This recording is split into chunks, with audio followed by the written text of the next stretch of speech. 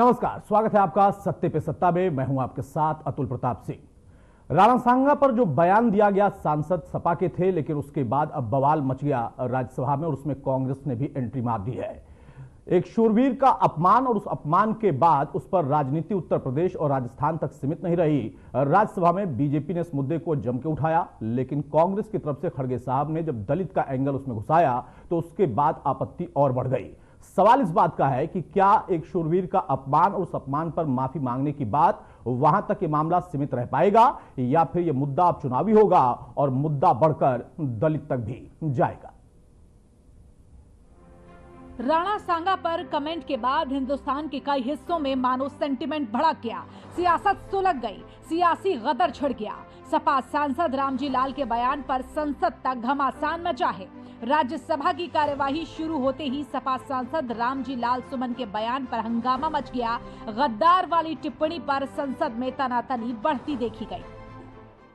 आश्चर्य की बात है, माननीय सांसद जी का बयान आया, मैं मरते मरते मर जाऊंगा लेकिन मैं अपनी बात वापस नहीं लूंगा। जब तक जीवित रहूंगा तब तक मैं इस बात को वापस नहीं लूंगा। यह बताता है कि जो कुछ उन्होंने कहा था सोच समझ के कहा था, होशो हवास में कहा था, नियोजित तरीके से कहा था। और यह जो संपूर्ण इंडी ठगबंधन है, ये इस इंडी ठगबंधन की मानसिकता को द्योतक करता है। अध्यक्ष महोदय,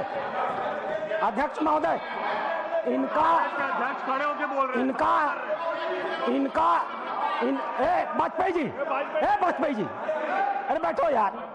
अध्यक्ष महोदय, एक बार एक सदस्य के कहनामे को तो छोड़ा जा सकता था, लेकिन माननीय नेता प्रतिपक्ष ने कांग्रेस का राष्ट्रीय अध्यक्ष होते हुए आज इस सदन में जो कुछ भी कहा है वो अक्षम्य है। वो अपराधियों को पूरी तरह संरक्षण देने का दावा करता है। उन्होंने सपोर्ट कर रहे हैं उनको। उन्होंने राणा सांगा को जानबूझ करके दलित समाज से जोड़ करके दलित का मुद्दा उठा करके राणा सांगा को दोबारा अपमानित किया है और इस मामले का राजनीतिकरण किया है। दरअसल राणा सांगा का अपमान नहीं सहेगा हिंदुस्तान की तर्ज पर सत्ता पक्ष के सदस्यों ने सपा सांसद सुमन के बयान का विरोध करते हुए नारेबाजी शुरू कर दी। संसदीय कार्य मंत्री ने विपक्ष से इस मामले में अपना स्टैंड साफ करने की अपील की, जिस पर मल्लिकार्जुन खड़गे का जवाब सुनने योग्य है। इस देश में जो भी पैट्रियट्स हैं, देश के लिए लड़े हैं, उनका मैं सम्मान करता हूं, लेकिन इसका मतलब ये नहीं है कि कानून अपने हाथ में लेकर अगर कोई किसी के घर पे जाकर तोड़फोड़ करता है, ये और तोड़फोड़ करता है, अगर उसकी संपत्ति को तोड़ता है, ये कभी हम नहीं मानेंगे। इसको मैं खंडन करता हूं। इस चीज को आपके बात से सहमत है, लेकिन इन्होंने वो मुद्दा उठाकर एक पे जान मारने की कोशिश करते हैं, उसके घर पे जाते हैं और उसकी गाड़ी तोड़ते हैं, घर तोड़ते हैं। ये अपमानजनक जो दलितों के खिलाफ हो रहा, ये कभी नहीं सहन करेंगे। विशेष करके जो इंडी गठबंधन है, नेता कांग्रेस पार्टी को भी मैं अनुरोध करता हूं, आप भी खुले तौर पर ऐसे स्टेटमेंट का खंडन कीजिए। और चेयरमैन साहब ने जो ऑब्जर्वेशन किया है, कोई भी रीजन, कोई भी जाति का नेशनल हीरो को अपमान नहीं करना चाहिए, देश में भी और इस सदन में भी। किरेन रिजिजू ने सपा सांसद रामजी लाल सुमन की राणा सांगा पर की गई टिप्पणी को राज्यसभा में अपमानजनक और बेहद निंदनीय बताते हुए पूरी तरह से अस्वीकार बताया। इक्वली निंदनीय है कि लीडर ऑफ द ऑपोजिशन, इतने वरिष्ठ राजनेता होने के बावजूद इसको एक ऐसा ट्विस्ट देने की कोशिश कर रहे हैं जो बार बार ये करते हैं। इस सदन में कई बार हमने देखा है कि जात पात पे देश को बंटवारा करना, जात पात पर लोगों के बीच में गलत भ्रमित करना, फॉल्स नैरेटिव बनाना, ये जो खड़गे जी का बार बार करने की कोशिश होती है, वो भी उतनी ही निंदनीय है। अब समय आ गया है दुनिया को, देश को इस सदन से एक मैसेज जाए, इस सदन से एक आवाज गूंजे कि पूरा सदन एक आवाज में, एक स्वर में रामजी लाल सुमन जी के वाक्य को, उनके जो बात उन्होंने कही है उसको कंडेम करते हैं, उसको निंदनीय मानते हैं। उधर बीजेपी सांसदों ने खड़गे पर आरोप लगाया कि वो इस मामले को जाति से जोड़ रहे हैं, तो वहीं अब तक रिकैप देखें तो सपा मुखिया बैकफुट पर आ चुकी है, राजपूत समाज के सम्मान की बात कहती नजर आई है और दलित कार्ड खेलती नजर आई है। सपा सुप्रीमो ने कहा कि सपा राणा सांगा की बहादुरी पर सवाल नहीं उठा रही। उन्होंने दावा किया कि करणी सेना ने सांसद के घर हमला किया सुमन के दलित होने की वजह से किया। तो वहीं कांग्रेस और बसपा मुखिया भी राणा सांगा पर एंट्री लाउड करते नजर आए। बीएसपी सुप्रीमो मायावती ने कहा कि सपा दलित नेताओं को आगे करके गंदी राजनीति कर रही है। मायावती ने कहा कि राजनीतिक लाभ के लिए किसी समुदाय का अपमान करना गलत है। खैर, मुद्दे पर जारी जुबानी जंग के बीच सवाल ये है कि आधुनिक काल में ये मध्यकाल वाली सियासत क्यों हो रही है। महान योद्धा राणा सांगा पर दिए विवादित बयान से नेता देश के नायकों पर अभद्र टिप्पणी करके अपनी सियासत को चमकाने का काम कब तक करते रहेंगे और कब तक सियासत के लिए शूरवीरों का अपमान होता रहेगा। Bureau report, RN TV.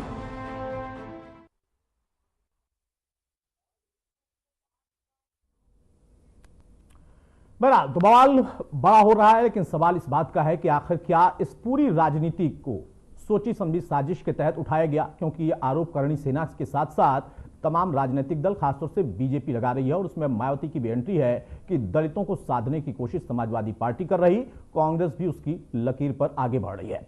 हमारे साथ कुछ खास मेहमान, उसमें आपको तारुफ कराता हूं, चर्चा में आगे बढ़ते हैं। अश्विनी शाही हैं, प्रवक्ता भाजपा के, हमारे साथ, बहुत स्वागत है अश्विनी जी आपका। विजय दुबे, वरिष्ठ पत्रकार, हमारे साथ हैं, बहुत स्वागत है विजय जी आपका।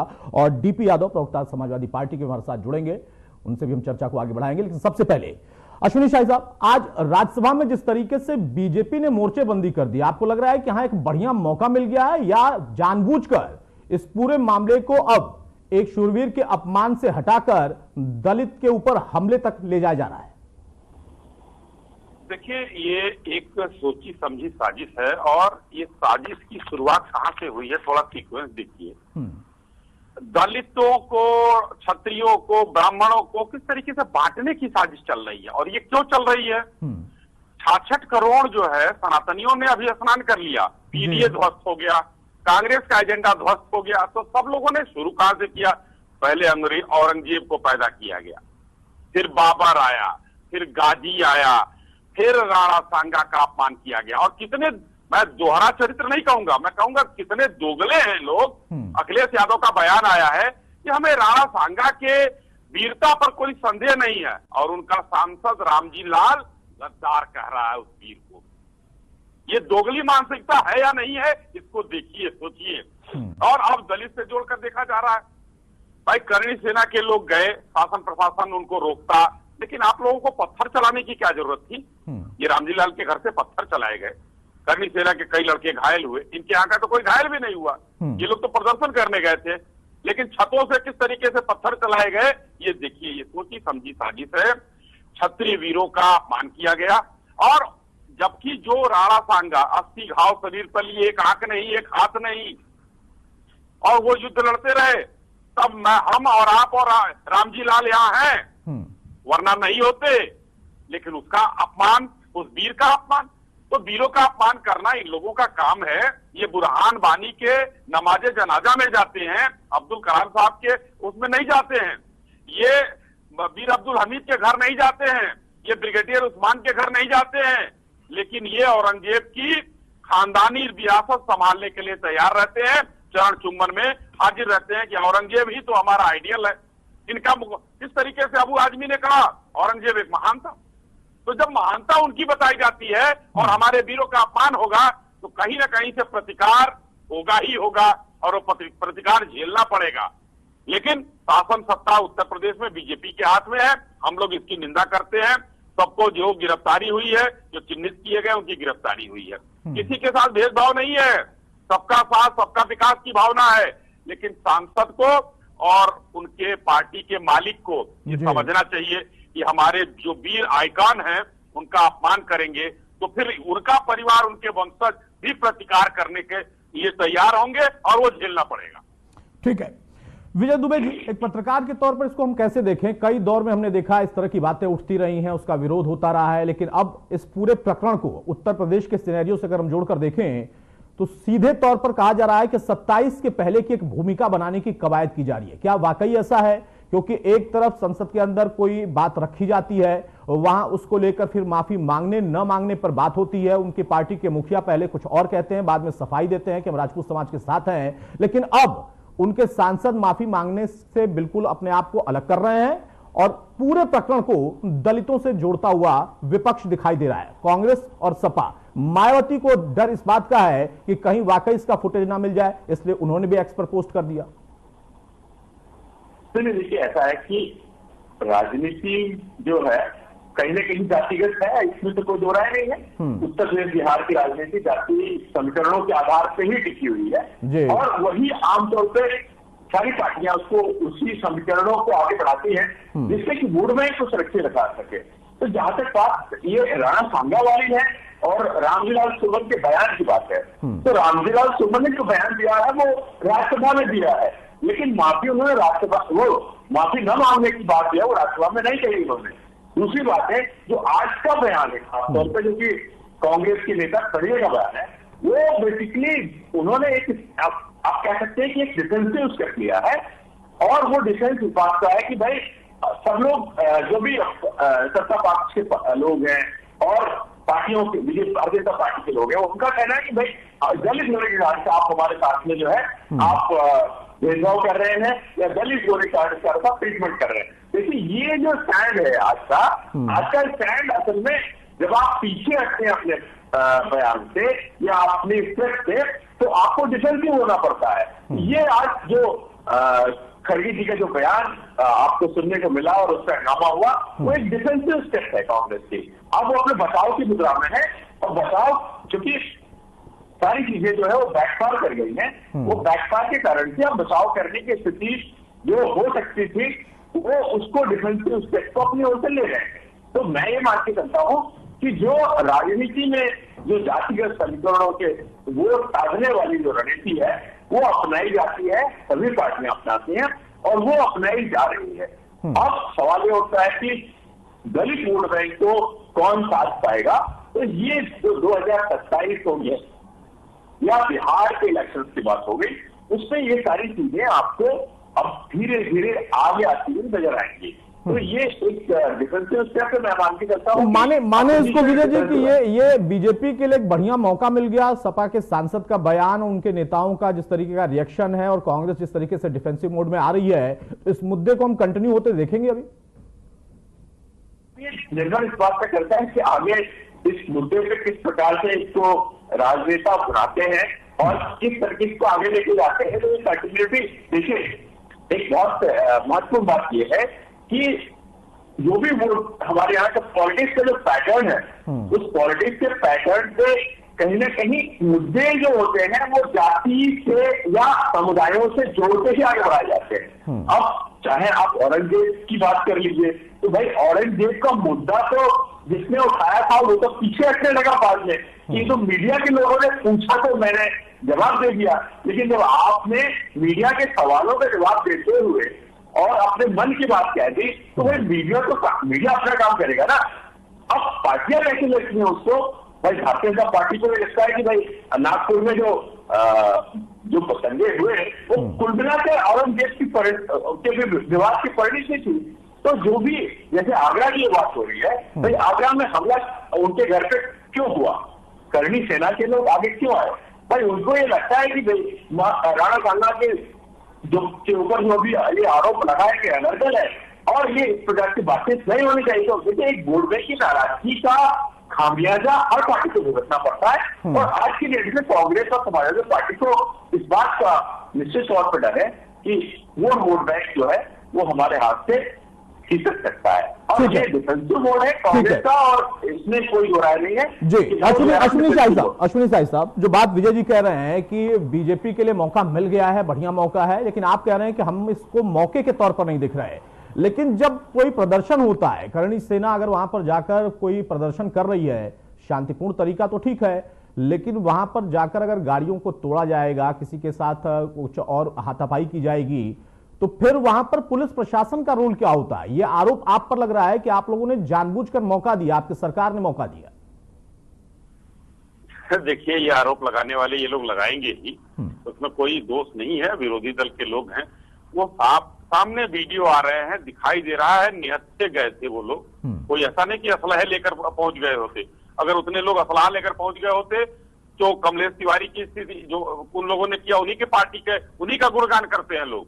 जो वहां पर दर्जी का हुआ राजस्थान में, 6 इंची छोटा कर दिया गया, उसको सरकलम कर दिया गया, उसके लिए वो लोग असलहा लेकर आए थे। लेकिन यहाँ पर जो लड़के गए थे और निहत्था गए थे, तो एक शांतिपूर्वक प्रदर्शन था, लेकिन प्रशासन फिर भी लगा रहा उनके साथ। बाद में जब पत्थर चले हैं उधर से, फिर ये भीड़ उग्र हुई है, क्योंकि संख्या ज्यादा थी। ये लोग शांतिपूर्वक प्रदर्शन जिंदाबाद मुर्दाबाद करने का लोकतांत्रिक अधिकार है कि भाई अगर हमारे सपूतों का अपमान करेंगे, हम उसके खानदान के वंशज हैं, हमारे पूर्वजों का अपमान होगा। और अभी भी जानबूझकर किया जा रहा है, क्योंकि हम मरते मरते मर जाएंगे लेकिन हम माफी नहीं मांगेंगे, अपने बयान से नहीं पलटेंगे। यानी कि आप जानबूझकर ये काम कर रहे हो और उकसा रहे हो फिर दोबारा कि प्रतिकार फिर दोबारा हो। लेकिन आपने कहा कि आरोप लगेगा, भाई आरोप तो लगेगा ही लगेगा।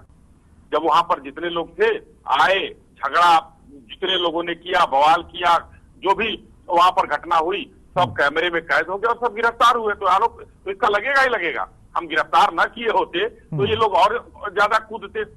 लेकिन गिरफ्तारी सबकी हुई और जो जो संदिग्ध थे उनकी हुई। इनके तरफ से कितनी गिरफ्तारी हुई जरा बता दीजिए।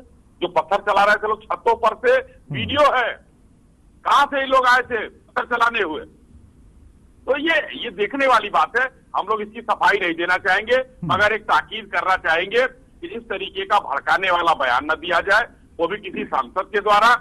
देश में चूंकि वो जनता का प्रतिनिधि होता है, भले ही उसको उसकी पार्टी मनोनीत करके भेजती हो या जनता चुनकर भेजती हो, और वो भी उच्च सदन का व्यक्ति कठमुल्ला का काम करे। कठमुल्ला मतलब होता है ज्ञानी। और आज एकदम साबित हो गया, कोई तथ्य नहीं कि किसने किसको बुलाया, किसने किसको नहीं बुलाया, लेकिन उसके बाद भी आज अपमान करने पर अडिग है और भरे सदन में गद्दार कहा जा रहा है। तो ये उचित बातें नहीं है। ठीक है, डीपी यादव हमारे साथ फोन लाइन पर जुड़े हैं, कुछ तकनीकी खामी की वजह से जुड़ नहीं पाए। डीपी यादव साहब, भाई बीजेपी की तरफ से आज राज्यसभा में भी मुद्दा उठाया गया, स्थगित भी हुई राज्यसभा, लेकिन सबसे बड़ा सवाल यह है कि माफी सांसद आपके नहीं मांग रहे। उसी बयान पे, जिस बयान को लेकर सफाई आपके नेता दे रहे हैं, अखिलेश यादव ने कह दिया कि हम राजपूत समाज के साथ हैं, शूरवीरों का इतिहास आधा पढ़ के उन्होंने जो है कुछ बयान दे दिया, तो घिर गई पूरी पार्टी एक नेता के, एक सांसद के बयान से, और वो अभी भी डटे हैं अपने बयान पर।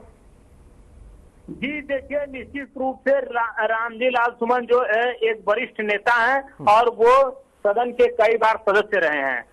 और भारतीय जनता पार्टी का जैसा कि चरित्र है, ये कहीं ना कहीं जो दलित पिछड़ों को दबाने का काम करती है, उनकी आवाज को हमेशा से कुचलने का काम करती है, उसी चरित्र के तहत रामजी लाल सुमन के ऊपर भारतीय जनता पार्टी द्वारा पोषित गुंडों ने हमला किया। और उन गुंडों को सजा देने की बजाय भारतीय जनता पार्टी की सरकार तमाम तरह के आरोप प्रत्यारोप लगा रही है। ये कितना दुखद और दुर्भाग्यपूर्ण है। ये मौका किसने दिया? वो बयान उन्होंने जो दिया, तो उस बयान का आप समर्थन करते हैं?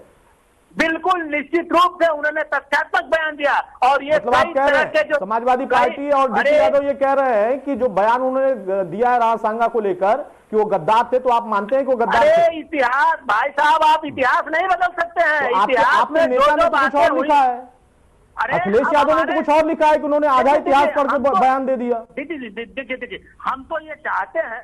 नहीं, जी नहीं, मेरा सवाल सीधा है। आप कह रहे हैं कि मुझे इतिहास की जानकारी नहीं है, आपको है, तो आपके नेता को भी नहीं है। अखिलेश यादव ने तो बाद में सफाई दी, उन्होंने कहा कि आधा इतिहास पढ़ के उन्होंने बयान दे दिया। देखिए, आपने सीधा सवाल पूछा, मैं सीधा जवाब दूंगा, आप सुनिए उसको। सीधा जवाब दीजिए ना। आप कह रहे हैं ना कि हाँ, आपका ये कहना है, आपकी पार्टी का ये कहना है कि जो बयान सांसद ने दिया है राजसांगा गद्दार, तो आप कह रहे हैं कि वो सही बयान दिया। देखिए, इतिहास में बहुत से लोगों से गलतियां हुई, गलती होती नहीं। देखिए, सीधी सी बात है, गलतियां होती है। उन्होंने गलतियां क्या हुई है नहीं हुई है, मैं तो सीधा एक लाइन का सवाल पूछ रहा हूँ, अखिलेश शाही उसका जवाब दे देंगे। गद्दार वाले बयान पर आप सहमत हैं उनसे, अपने सांसद से? देखिए, आप इतिहास को खंगालिए। अरे भाई, मैं इतिहास, आपके नेता कह रहे हैं इतिहास मत खंगालिए, आप मुझे बता रहे हैं कि इतिहास खंगालिए। अखिलेश यादव का बयान नहीं सुना क्या आपने? वो कह रहे हैं कि इतिहास मत खंगालिए और आप कह रहे हैं इतिहास खंगालिए। देखिए, हमारे नेता आदरणीय अखिलेश यादव जी, अरे आदरणीय अखिलेश यादव जी ने ये बयान दिया है। अरे तो आप सुनेंगे नहीं तो अरे कैसे जान भाई पाएंगे सुन तो कि रहा क्या हो। बोल रहे हैं? अश्विनी शाही साहब, डीपी यादव का कहना है कि भाई आप लोगों ने सुनियोजित तरीके से दलितों को जो है टारगेट पर लिया है। जो बयान दिया उनके सांसद ने, उस बयान से वो सहमत हैं। बहुत झूठ साथ बोल लिए, तमाम तरह की बातें उन्होंने कह लिया। अतुल जी कुछ नहीं बोलिए कि रामजी लाल अगर माफी नहीं मांगता है, मैं अब बोल रहा हूँ, तो प्रतिकार झेलने के लिए तैयार रहे। भाजपा हर जगह माफी मंगवाएगी और इनको बर्दाश्त करना पड़ेगा। ये रामजी लाल कहाँ का पढ़ा हुआ है भाई? ये पढ़ा लिखा है, उच्च सदन में है आकर आज जो है तथ्यात्मक बात नहीं करता है, कोई प्रमाण नहीं दिखाता है और ये उसके चले आते प्रवक्ता लोग बोलने कि हाँ वो सही बोल रहे हैं।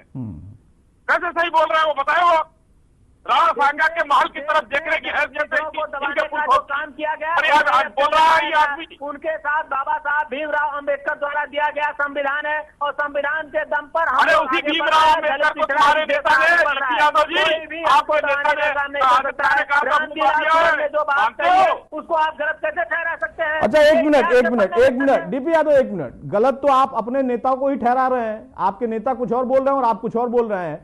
विजय दुबे जी, डीपी यादव समाजवादी पार्टी के प्रवक्ता हैं, वो कह रहे हैं कि भाई इस पूरे मामले को हम दलितों तक सीमित कर दें, लेकिन बयान पर उनका स्टैंड क्लियर है। वो कह रहे हैं कि इतिहास की जानकारी हमें कम है। जो उनके सांसद ने बयान दिया उस बयान से वो सहमत हैं। बड़ी अजीब सी स्थिति है। एक पार्टी के अंदर पार्टी का मुखिया कुछ और कह रहा, सांसद कुछ और कह रहे हैं, प्रवक्ता कुछ और कह रहे हैं। देखिए, निश्चित तौर पर डीपी यादव को ये बात तो माननी पड़ेगी कि भाई बयान जो है दिया गया और सोच समझ के दिया गया। मैं नहीं मानता हूं कि राज्यसभा में एक सांसद, एक वरिष्ठ सांसद बल्कि मैं कहूं रामजी लाल सुमन कोई अभी आज के नेता नहीं है और वो अगर कुछ कह रहे हैं तो निश्चित तौर पर उन्होंने उसके सारी रिपरकेशंस को सोचा होगा। तो ये हम माने ना कि फिर ये जानबूझ कर दिया गया बयान है सुनियोजित तरीके से। मैं इस बात नहीं कह सकता कि भाई ये अनप्लान तरीके से दिया गया, ये पूरी तरह से सोचा समझा बयान है और मैं इस बात को निश्चित तौर पर क्लियर होना चाहिए कि जब रामजी लाल सुमन तरीका एक वरिष्ठ नेता कह रहा है ना, आप क्या मानते हैं मैं एक वरिष्ठ नेता ऐसे ही बोलेगा क्या? अरे भाई पूरी तरह से आपको पता है कि आप सदन के पटल में रख रहे हैं इसको। आप कोई एक सदन के बाहर बोल रहे हैं उससे कुछ बात, तो हम इस बात को मान लेते हैं कि आपने कैजुअल कह दिया, लेकिन सदन के अंदर जब आप बोलते हैं तो आप निश्चित तौर पे अपने बयान से 4 बार सोचते हैं और निश्चित तौर पर उसके रेफरेंसेस भी देखते हैं कि कहीं कोई ऐसी बात ना हो कि कोई गलती मुझसे बयान देने में सदन के अंदर हो जाए। मतलब आप सदन में कोई बात रख रहे हैं और फिर आप ये कहते हैं कि आपकी जो है ये मतलब इसको कैजुअल नहीं माना जा सकता है। बड़ी स्पष्ट सी बात है। ठीक है डीपी यादव भाई, अभी फिर से मैं अपना सवाल दोहराता हूं, अब समय खत्म हो रहा है। आप जो आपके सांसद का बयान है उसको पूरी तरह से सही मान रहे हैं? आप कह रहे हैं कि इतिहास की उनको सही जानकारी थी, उन्होंने सही जानकारी दी है। वहां पर सदन के अंदर गद्दार बोला राणा सांगा को, तो गद्दार शब्द अभी भी आपके लिए बिल्कुल सही है? देखिए, तमाम तरह के ऐतिहासिक पुस्तकों में भाई सीधा सवाल पूछा है डीपी यादव भाई, सीधा सवाल पूछा है। बयान से सहमत है या नहीं? हाँ या ना में जवाब दीजिए। अरे आप जो इतिहास है उसको बदल नहीं सकते हैं ना। इतिहास तो वही तो मैं कह रहा हूं कि इतिहास आपके सांसद ने सही बताया है ना। अगर उनकी बात गलत है तो भारतीय जनता पार्टी के अखिलेश यादव को फिर इस इतिहास की जानकारी नहीं है क्या? अखिलेश यादव को इस इतिहास की जानकारी नहीं है? अखिलेश यादव को इतिहास की जानकारी है तो उन्होंने पोस्ट किया है, पोस्ट पढ़ लीजिएगा। हाँ, पोस्ट पर उनका पोस्ट क्या है कि किसी ने आधा इतिहास पढ़ के जानकारी दे दी या कुछ बोल दिया? हाँ, अगर आप इतिहास की जानकारी देंगे, इतिहास में कोई बात कहेंगे तो निश्चित रूप से आगे भी ऐतिहासिक बातें होंगी और उसमें जब होंगी तो आपको दर्द होगा। अच्छा, आपने दर्द तो किसको हो रहा है वो तो दिखाई दे रहा है। सवाल इस बात का है कि आप इतिहास पढ़वाना चाहते हैं, आपके नेता कहते हैं इतिहास मत पढ़ो, इतिहास मत खंगालो। आपके सांसद गद्दार बता रहा है, आपके नेता कहते हैं कि आधा इतिहास उन्होंने पढ़ा था। तो आप अपने अखिलेश यादव अपने नेता के साथ हैं या अपने सांसद के साथ हैं? आप एक बुद्धिमान और जमीन से जुड़े हुए एंकर हैं और जिम्मेदार टीवी चैनल पर बात कर रहे हैं। ये बताइए, अगर वीर सावरकर ने अंग्रेजों से माफी मांगी थी तो वीर सावरकर पे अभी चर्चा नहीं कर रहे हैं, आपके सांसद तो चर्चा कर रहे हैं। जनता पार्टी तो वीर कहती है उनको। तो कैसे हम मान लेंगे वो वीर थे जब माफी मांगी? नहीं, आपके न मानने से नहीं बदल जाएगा ना, वहां पर भी इतिहास में बहुत छेड़खानी हुई है, बहुत छेड़छाड़ हुआ है। अश्विनी शाही भाई, सपा के प्रवक्ता कह रहे हैं कि इतिहास पढ़ो, उनके नेता कह रहे हैं मत पढ़ो, इतिहास मत खंगालो। सांसद का बयान बिल्कुल सही है, वो कह रहे हैं कि इतिहास में कुछ गलतियां हुई थी, वही बात उन्होंने कही और तथ्यात्मक इतिहास बताया जाएगा तो कहेंगे छेड़खानी हुई है। कौन सी कोई भी हो गया डीपी भाई, हो गया। हाँ, शाही साहब, जो लिख दिया गया वही सत्य है और ये इतिहास आप अभी बदल तक सकते हैं। इस घटना को अभी तक अतुल जी कई दिन हो चुके हैं, समाजवादी पार्टी के किसी भी नेता ने कोई सही तथ्य कहीं नहीं रखा है। और आपने सही कहा, अखिलेश जी कुछ और बोल रहे हैं, रामजी लाल कुछ और बोल रहे हैं, डीपी यादव कुछ और बोल रहे हैं। अब वीर सावरकर तो 2 बार उनको आजीवन कारावास हुई, तो मुलायम सिंह यादव जी के परिवार में किसी को नहीं ना हुआ था, तो वीर वो ही है, वीर ये नहीं है। दूसरी बात, अगर रामजी लाल ने हाँ तो प्राण सिंह चलो मैं शाही साहब माफी के साथ रोकूंगा, समय की थोड़ी पाबंदी है। यानी कुल मिलाकर हम देख सकते हैं कि इस पूरे मामले पर समाजवादी पार्टी बहुत सलीके और तरीके से आगे बढ़ रही है। उनके नेता तो समाज के साथ, राजपूत समाज के साथ खड़े होने की बात कह रहे हैं, लेकिन उनके पार्टी के प्रवक्ता का यह कहना है कि इतिहास को सही तरीके से उनके सांसद ने बयां किया है। बहुत शुक्रिया शाही साहब आपका, डीपी जी आपका और विजय दुबे साहब आपका भी। तो मौजूदा दौर में एक बार फिर से जो मुद्दा है वो मुद्दा सदन से लेकर सड़क तक आता हुआ दिखाई दे रहा है, क्योंकि जो बयान किसी शूरवीर के लिए दिया गया उससे एक समाज या बड़ा समाज है जो कि उसकी नाराजगी खुलकर दिखाई दे रही।